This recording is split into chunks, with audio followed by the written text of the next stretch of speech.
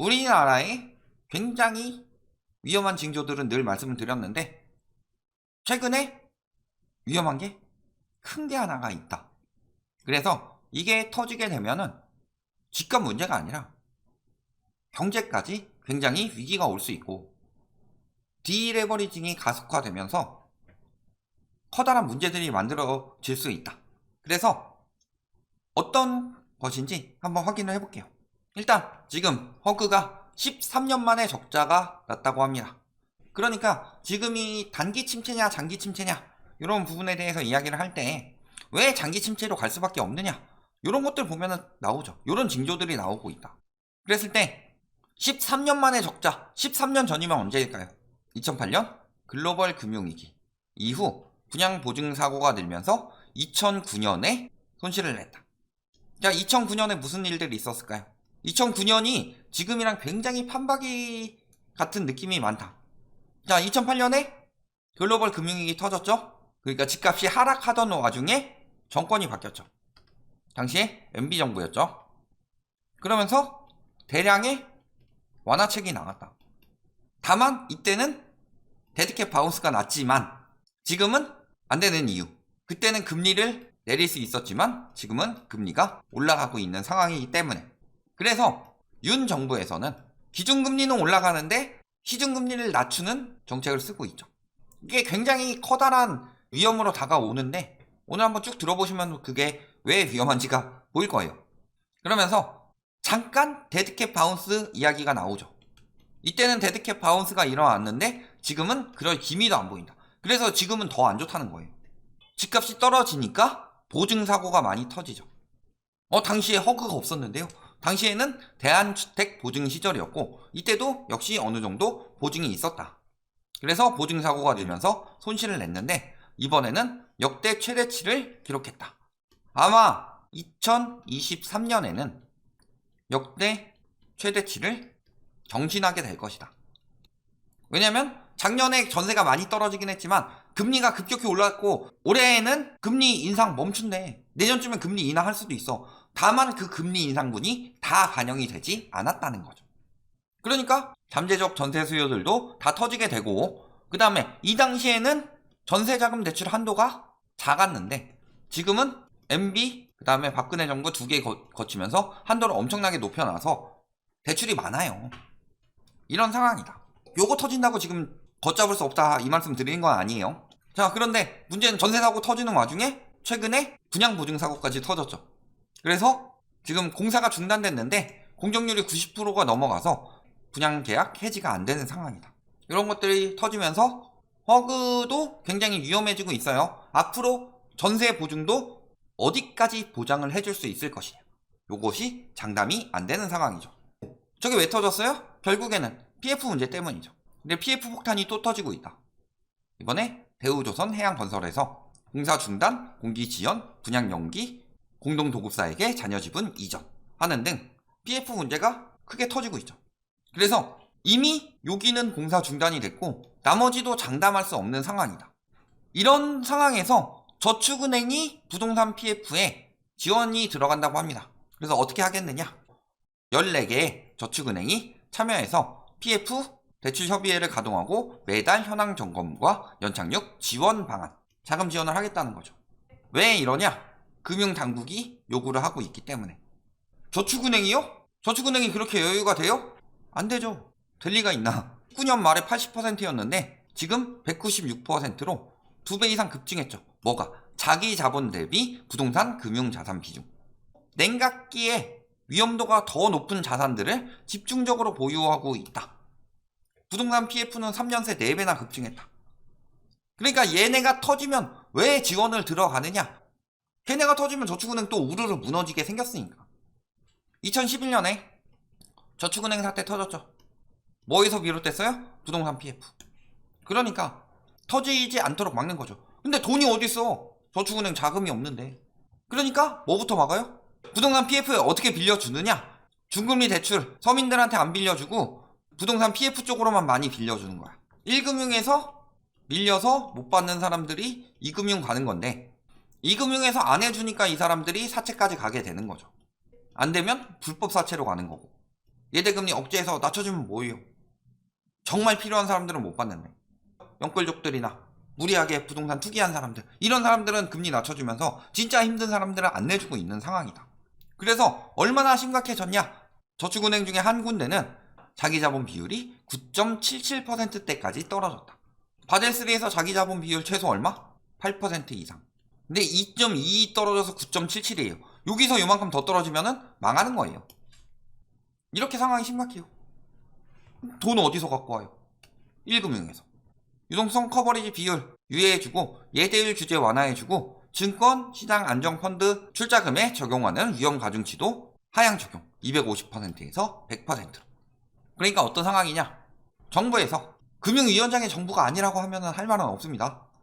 1금융에게 2금융 자본을 지원하라고 하고 2금융에서는 부동산 PF에만 자금을 넣고 있다.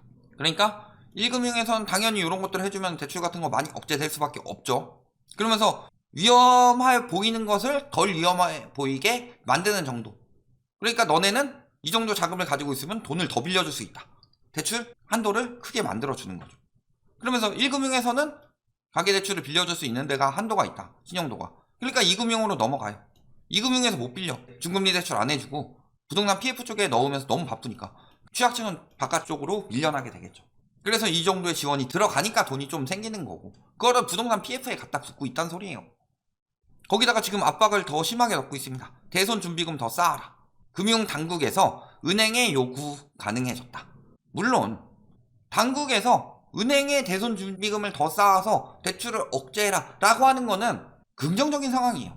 은행이 자율적으로 하면은 너무 많이 빌려주고 너무 위험하게 빌려주니까 정부에서 개입을 해서 어느 정도의 제재를 주겠다. 이거는 좋은 방법이긴 한데 문제는 지금 상황을 봐야 되죠.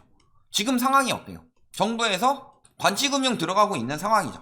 예금금리 억지로 내리고 금리 인상기에 대출금리 억지로 내리고 2금융 지원 억지로 들어가게 만들고, 물론 필요한 부분이지만 자영업자 대출 연장시키고, 이런 요구를 정부에서 은행권에다가 계속 압박을 주고 있어요. 그러면 얘가 무슨 일이 생길 수가 있느냐? 너의 예금금리 4%대까지 내려. 저희 내릴 수 있는 한계가 5%대까지밖에 못 내립니다. 저희가 은행채 발행도 한계가 있고 좀 자금을 확보해야 됩니다. 그래? 내 말 안 들어? 그러면은 너네는 대손 준비금 더 준비해. 그럼 은행 입장에서는 억지로 따를 수밖에 없죠. 정상적인 상황이라면 저게 나쁜 게 아닌데 지금 여태까지 해왔던 행보들을 보면은 은행 압박용으로 지금 만들고 있다는 거죠. 그러면서 대처가 어떻게 되어가고 있냐? 지금 물가가 올라서 굉장히 힘들죠? 그래서 설 지나고 봤더니 말하시는 분들 보면은 밀가루와 야채값이 2배 가까이 올라서 힘들다. 전기요금과 난방비 비중이 커지면서 관리비가 많이 나와서 힘들다. 공공요금 내려가지 않으니까 방법을 찾아야 된다. 이제 정치 얘기 못해요. 먹고 사는 게 너무 힘들다 보니까. 정치 얘기를 하려면은 적어도 먹고 살 만큼은 돼야지. 인간의 그 욕구 몇 가지 있잖아요. 뭐 수면의 욕구, 뭐 식욕, 뭐 이런 거에서 위쪽으로 올라가야지 뭐 명예나 종교 뭐 이런 큰 거를 생각할 수 있는데 정치 이야기 할 겨를이 없다. 먹고 살기 너무 힘들어서. 그런데 이런 상황에서 지금 세금 인상 중이죠. 유류세 인상, 전기요금 인상, 난방비 폭탄해가지고 줄 인상하고 있고 주세 인상. 물론 이 정부의 설명은 5% 올랐는데 세금은 3%밖에 안 올렸어. 서민을 위한 거야. 진짜 서민을 위한 거면은 이런 거 올리지 말아야죠. 재원을 다른 데서 마련을 해야죠. 그래서 미국 같은 경우는 법인세를 높이고 부자세를 늘려서 지원을 하는 반면에 우리나라 같은 경우는 조금이라도 올린다. 거기다가 지금 계속 이 이야기가 나오는 거. 부가세 인상. 뭐 물론 작년 기사인데 작년에 KDI가 발표를 했어요. 그래서 소득세와 부가가치세가 OECD 평균에 미달하니까 요걸 올려야 된다. 이 시국에. 그런데 법인세 이야기는 안 한다. 여기 국책연구기관이죠. 국책연구기관일 때 요거 문정부 때는 문정부를 맨날 엄청 깠어요.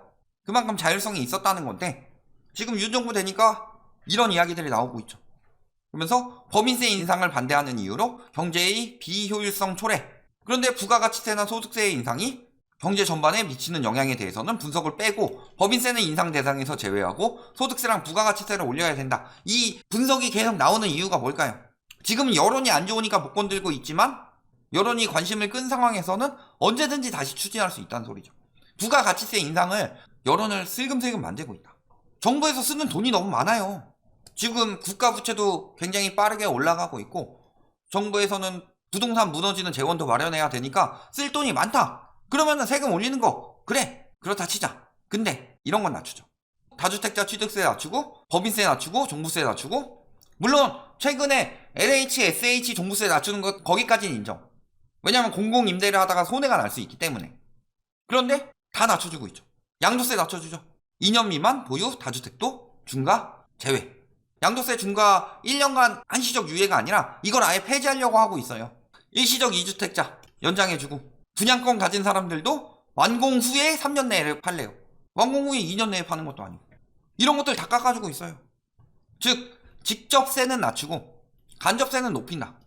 요게 굉장히 양극화를 초래하고 부자 감세, 서민 증세가 되고 있는 상황이죠. 그래서 올해 10조 원 덜 거칠 수 있다. 소득, 법인, 부가세 모두 불안. 소득, 법인, 직접세 낮췄는데 부가세는 아직 안 건드렸죠? 부가세는 오히려 낮춰주지 못할 망정 올리려고 지금 하고 있는데 왜 줄어들까요? 법인세 수는 이미 깎아줬으니까 불안한데다가 여기서 지금 어닝 쇼크 났죠? 삼성, LG 작살 났죠? 법인세는 엄청 줄었을 거다. 부동산 거래세 당연히 줄어들 수밖에 없죠. 깎아주고 거래도 없으니까. 주식도 마찬가지고. 근데 근로소득세랑 부가가치세, 근로소득세 왜 감소할까요? 근로해서 돈 버는 사람들이 힘들어지고 있으니까. 부가가치세, 소비가 감소하고 있다는 소리죠. 소비가 감소해서 나오는 거다. 그래서 지난해 4분기 민간 소비가 감소세로 돌아섰다. 주세 올릴 바에는 차라리 법인세를 먼저 올리고, 그래도 안 되면은 서민세금 올려라. 공공요금 올리고 정부에서 지원하고서 세금 다른 데서 더 많이 걷어도 되잖아요. 그러면 서민세 수 늘리고, 그 다음에 물가도 올라가고 있어요. 그 다음에 금리 인상 때문에 힘들죠. 문제는 근데 1금융, 2금융 여기서 계속 사람들이 밀려나고 있죠. 그러면 민간 소비 감소는 앞으로 더 심해질까요? 안 심해질까요? 당연히 심해질 수밖에 없죠. 그럼 민간 소비 감소가 심해지면 어떤 일들이 벌어지는? 지금 엄청 큰 게 남아 있습니다. 오늘 이 이야기 하려고 계속 지금 밑밥을 깐 건데 이게 터지겠죠. 자영업 대출 1000조 원 돌파했다. 코로나 위기가 시작됐을 때 700조였는데 300조 불어서 지금 1000조 원 돌파했죠. 자영업 입장에서 볼게요. 소비가 감소하고 있어요. 그 상황에서 금리는 올라가고 있어요. 그럼 억지로 낮춰주더라도 이런 것들이 지금 다 악재로 작용하고 있죠. 여기다가 물가도 올라가고 있어요. 물가 올라가서 가격 올리면 소비 더 줄죠. 근데 문제는, 그래서 요 1000조가 터졌다. 그러면 우리나라가 진정한 천조국이 되겠죠. 근데 이 1000조가 터졌을 때 요것을 감당할 은행의 능력이 되겠느냐. 1금융 자금 어때요? 예금에서 유치하자니 예금금리 낮춰버렸죠. 은행채 발행하자니 막 억제하고 그러죠. 지금 다시 풀고 있긴 하지만. 대출로 회수하자니 대출금리도 억제하고 있어요. 그래서 자금을 마련하기 힘든데 2금융 지원이 들어가고 각종 정책 펼치는데 여기에 자금이 들어가죠. 그래서 지금 100대 은행에서 우리나라 은행들의 순위가 굉장히 떨어지고 있어요. 그래서 은행이 지금 관치금융으로 인해서 부실화되어 가고 있는 와중에 이게 터진다. 그러면 그때는 어떻게 될까요? 부동산은 뭘로 올렸어요? 대출로.